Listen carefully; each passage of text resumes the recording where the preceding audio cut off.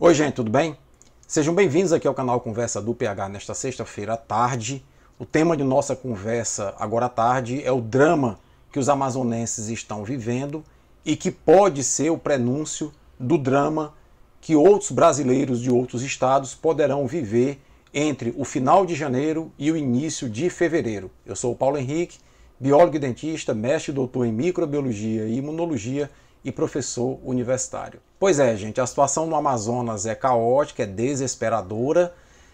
Quem já se internou num hospital ou já acompanhou algum parente internado num hospital, você vê que em cada leito do hospital existe uma tubulação e um desses tubos é um tubo de gás oxigênio, caso a pessoa precise de suporte ventilatório. Esses tubos são conectados a cilindros que são chamados de bala de oxigênio, e quando falta bala de oxigênio no hospital, o hospital todo falta oxigênio. E foi o que houve em Manaus. Imagina só, vários leitos com várias pessoas ligadas a respiradores e alguns com uma máscara de oxigênio. De repente, as balas de oxigênio do hospital esvaziam e falta oxigênio no hospital inteiro. Ou seja, o hospital virou literalmente uma câmara de asfixia, com enfermeiros, médicos, fisioterapeutas desesperados, vendo as pessoas se asfixiarem e sem poder fazer absolutamente nada.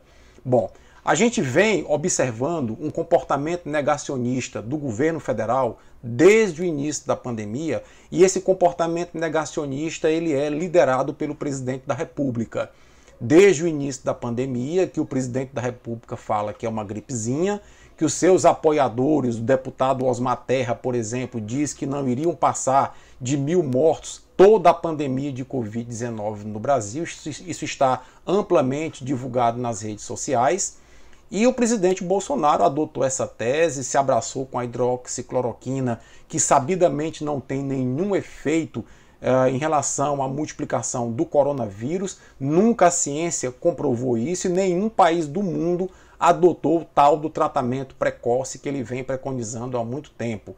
Trocou 3 ministros da saúde, negligenciou todos os alertas de que o coronavírus se aproveita da fragilidade da sociedade na medida em que a sociedade não entende a capacidade de multiplicação do coronavírus e passa a se aglomerar. Plantou na sociedade brasileira o falso dilema que temos que salvar a economia para salvar vidas. Não há esse dilema, sem vidas não tem economia que suporte. E a situação é essa.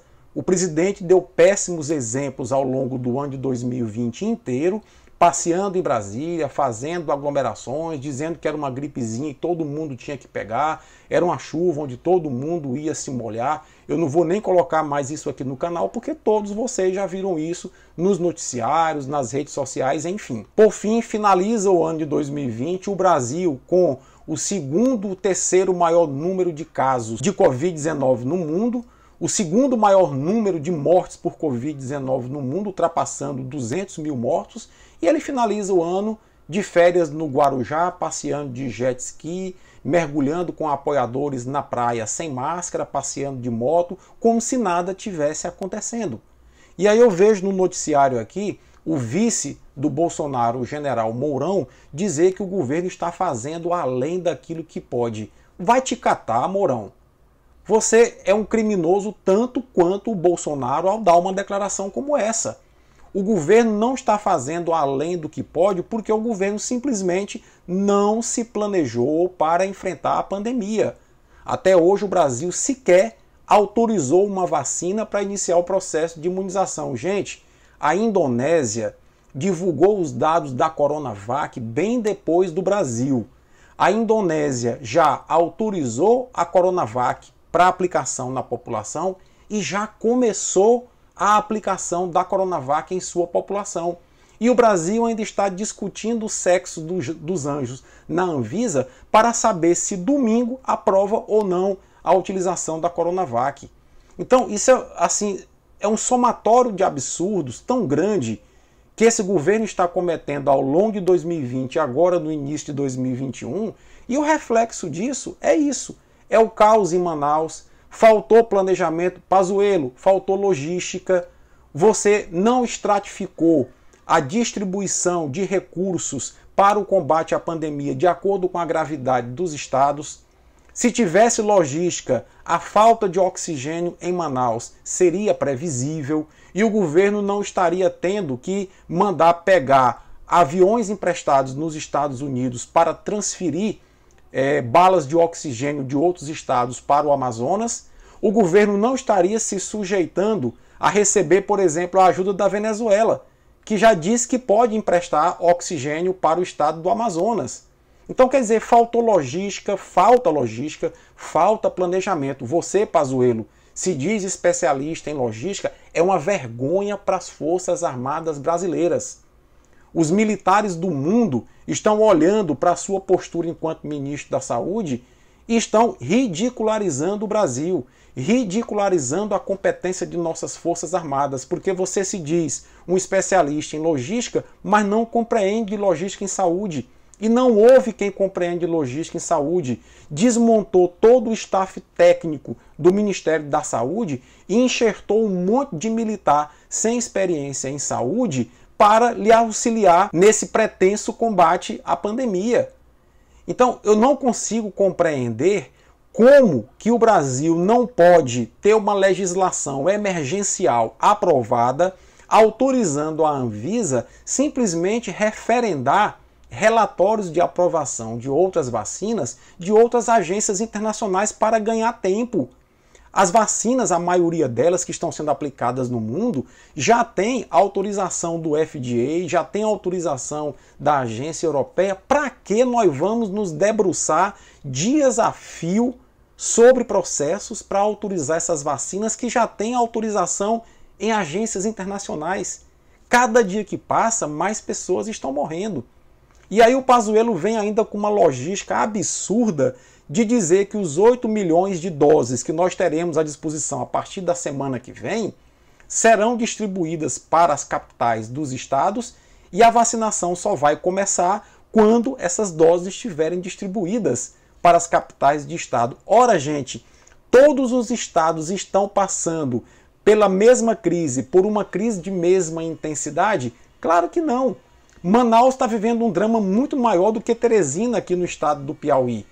Então você dá um tratamento igual para os desiguais é um verdadeiro absurdo, é uma verdadeira falta de noção do que é logística. Nós precisamos primeiro atender os grupos prioritários e primeiro atender os grupos prioritários dos estados onde a situação é mais crítica, para diminuir a circulação do coronavírus nesses estados onde a situação é mais crítica. Mas não, vai tratar todo mundo de maneira isonômica, de maneira uniforme, para fazer uma média política. E aí nós temos estados que não estão numa situação muito crítica, que estão recebendo o mesmo tratamento de estados que estão numa situação muito crítica. Da mesma forma, é muito difícil compreender como nós já temos 6 milhões de doses da vacina nos depósitos do Butantan e essas vacinas paralisadas, sem aplicação na população.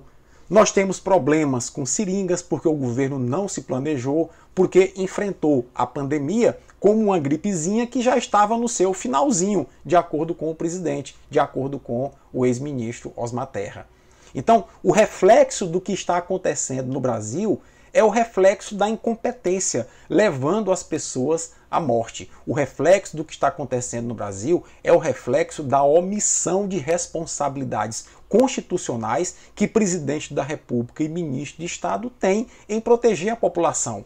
Essa é a dura verdade. Bolsonaro é um incompetente em proteger a população brasileira contra perigos externos e contra perigos internos. E por ser incompetente, por ser omisso, por ser negacionista, ele comete um dos maiores crimes de responsabilidade que um presidente no exercício do mandato pode cometer, que é a omissão em proteger, em socorrer a população brasileira no momento de crise.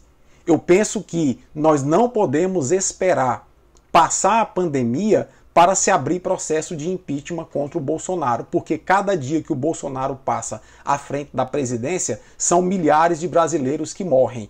Nós precisamos, a essa altura, de um líder, de um presidente que assuma a responsabilidade de proteger a população. estruturando um plano de enfrentamento dessa crise que ainda vai demorar o ano de 2021 inteiro. Não se iludam que quando a gente começar a vacinar as pessoas, a pandemia não vai desaparecer. Ela vai levar um tempo para isso, até porque o Brasil vai levar meses para imunizar 70% da população. E depois que essa população estiver imunizada, vai levar ainda um mês para que a população atinja um nível de anticorpos circulantes e um nível de imunidade celular que proteja a população contra a pandemia.